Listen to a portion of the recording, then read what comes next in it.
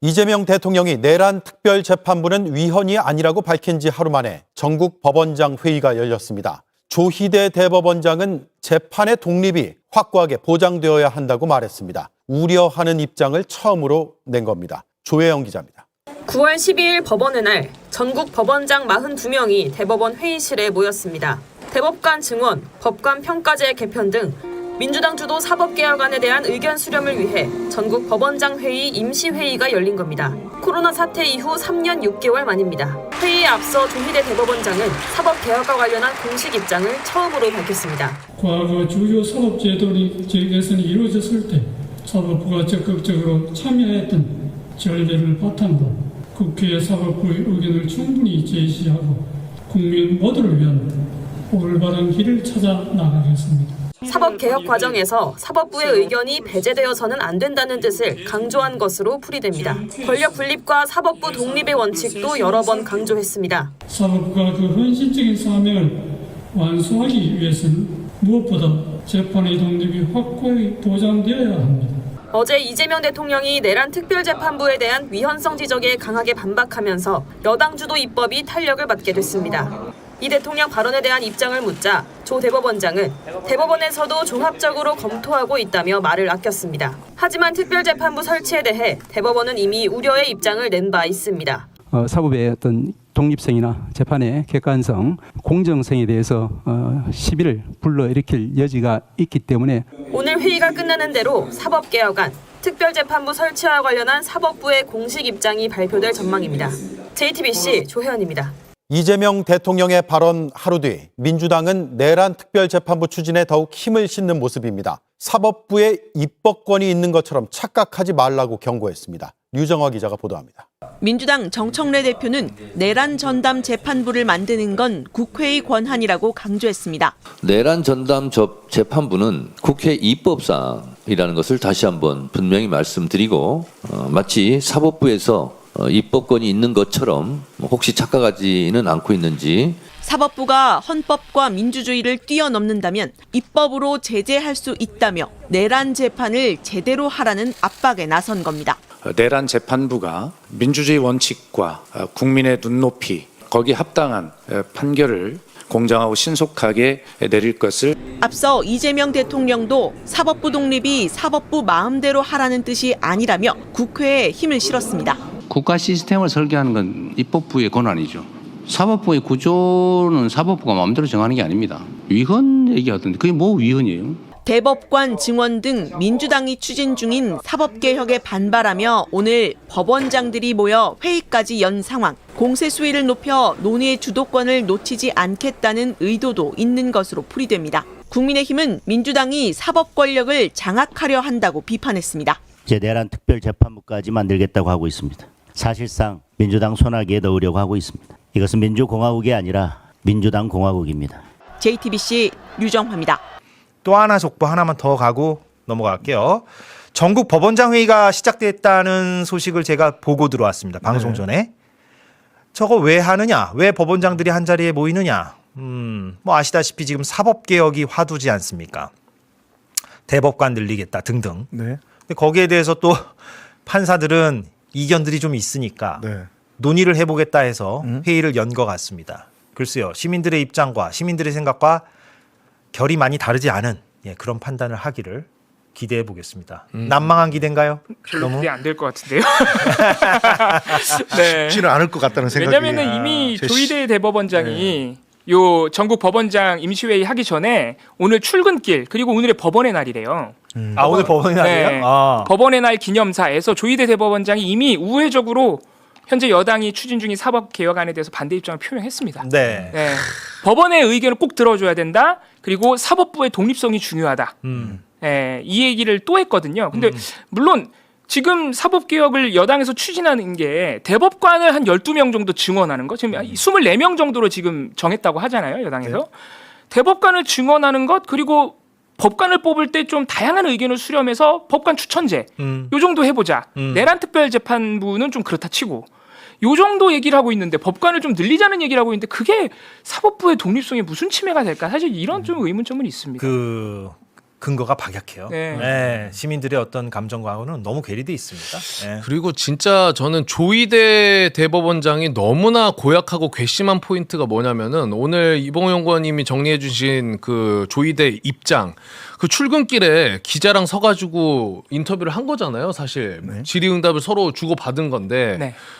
그렇게 자신 있게 얘기할 수 있는 사람이 12월 4일 가장 중요한 내란 다음 날의 출근길에는 그냥 가듯이 들어가면서 입장 밝히지도 않았잖아요. 날카로운 지적입니다. 그런데 오늘 떳떳하게 서가지고 약간 미소도 띄면서 이야기하는 거 보면 진짜 어이가 없어가지고. 오늘은 여유가 넘쳤어요. 네. 본인들의 이해관계와 연관되면 입장을 밝히고 대한민국 민주주의가 뿌리째 흔들렸던 그날과 그 다음 날에는 입장 한마디 없고 그렇죠. 사법부의 수장이라는 사람이 참 그거는 그러니까. 이해될 수가 없네요. 저는 여기서 조금 다른 시각이 하나 딱 제 눈에 거슬리는 게 네. 아까 사진 딱 보니까 회의장에 저 꽃이 뭐냐면요 서양란입니다. 서양란. 그래요? 왜냐하면 제가 디테일인데요? 왜냐면 꽃 배달 서비스를 한 지가 지금 8년째거든요. 아, 진짜요? 네, 꽃 배달을 그렇구나. 제가 하고 있습니다. 그래요? 그러다 보니 딱 보니까 서양란이야. 아니 그래도 대한민국 이렇게 사법부면 동양란을 갖다 놓던가 무궁화를 딱 갖다 놓던가 날카롭습니다. 서양란을 딱 갖다 놓고 그거를 화사하게 핀 그 안에서 얘기한다는 게 조금 눈에 거슬렸어요. 아하. 네 죄송합니다. 다른 시각을 얘기해서 죄송하지만 꽃 선택도 정보적으로 잘해라. 그렇죠. 그렇게 가야죠. 네. 굉장히 저는 중요한 포인트라고. 굉장히 깜짝 놀랐어요. 네. 이거는 알아야 할 수 있는 지적이에요. 그렇죠. 네.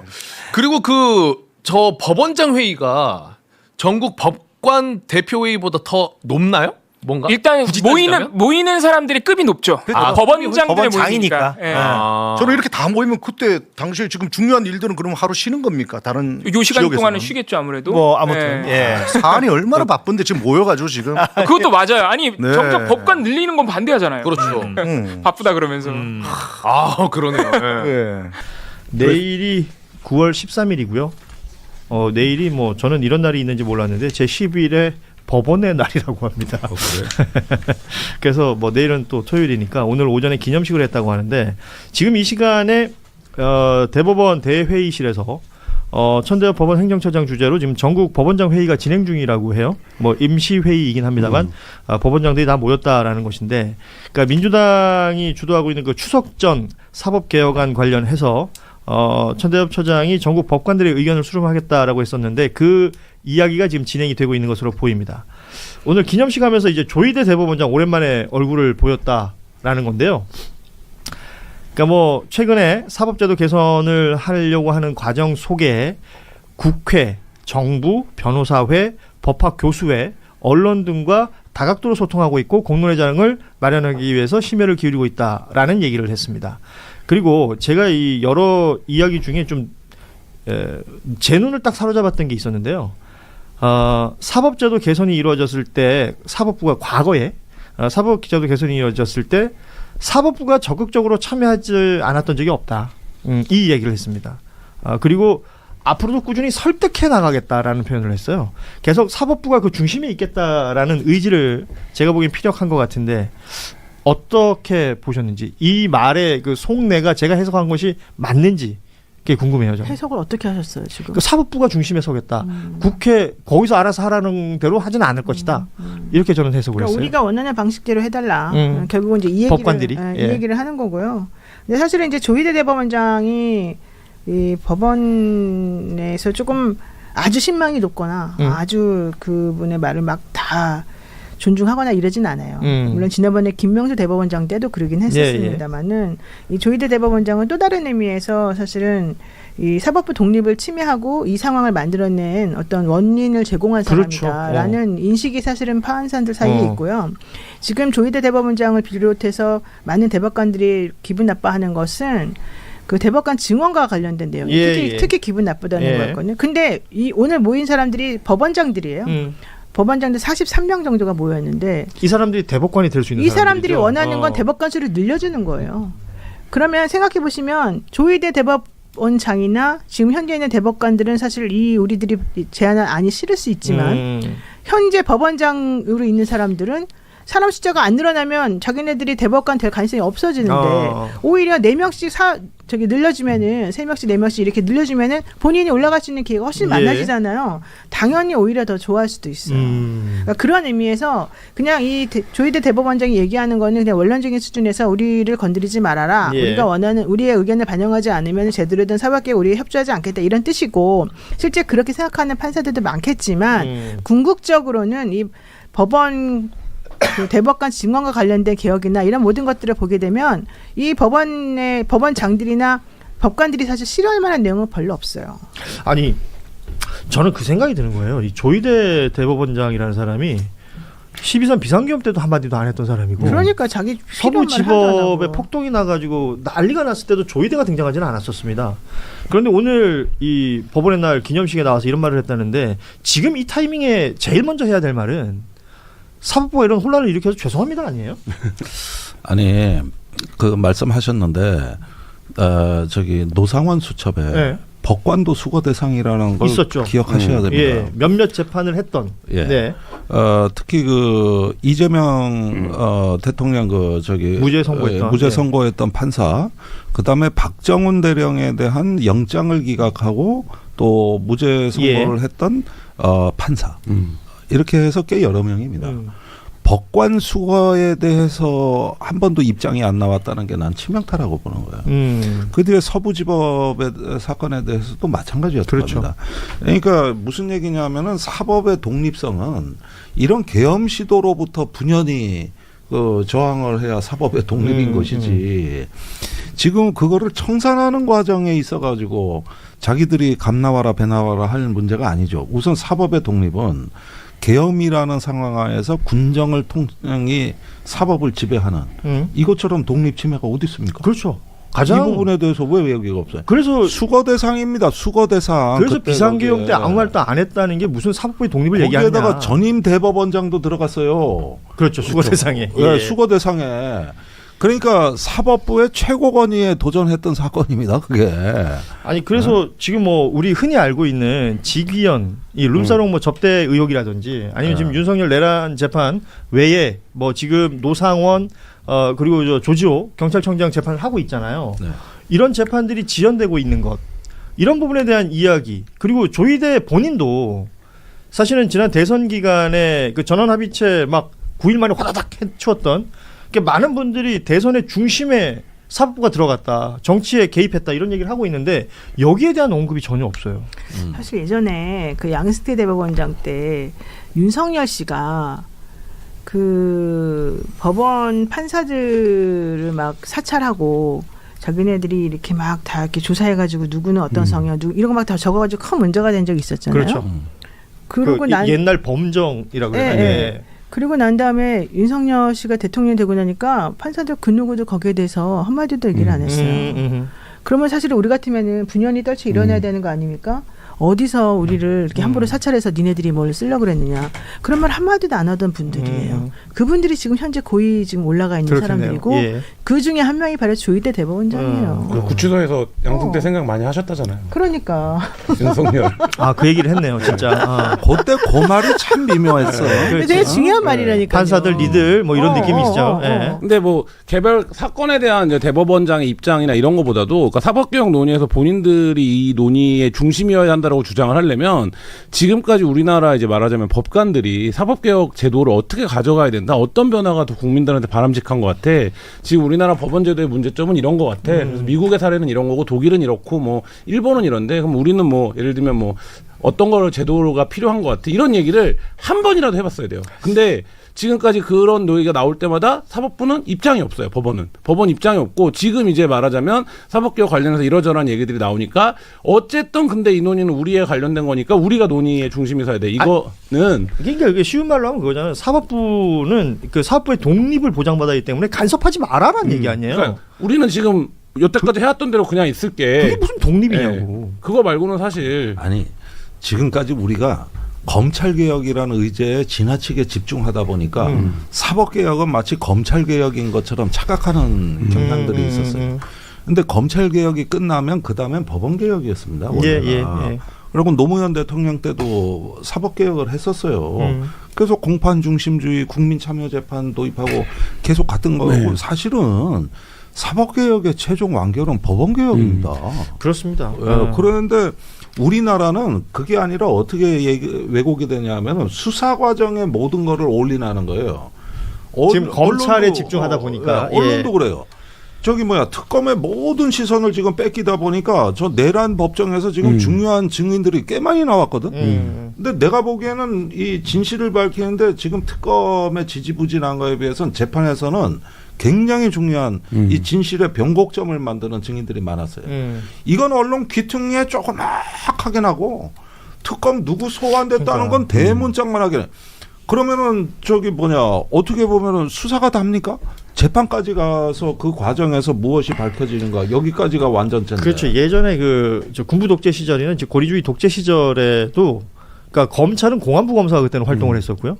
그래서 그 공안부 검사가 그딴 식의 어떤 수사를 해서 법원으로 넘기면 법원에서 판결이 받쳐줬기 때문에 그게 가능했던 거고 흔히 말하자면 정치 검찰들의 그 행위도 법원에서 그런 판결들로 결론이 났기 때문에 벌어지는 거 아닙니까? 그렇습니다. 그러니까 지금 이 재판부에 대한 이야기를 어제 이재명 대통령 기자회견에서 굉장히 인상적인 저는 부분을 봤습니다. 이게 내란 전담 재판부 관련해서 위헌 논란이 있지 않느냐라는 기자의 질문이 있었는데 그게 왜 위헌이냐? 국민의 주권 의지가 가장 중요하다. 이 말이 그러니까 헌법 저는 잘 모르지만 이것 때문에 찾아봤어요.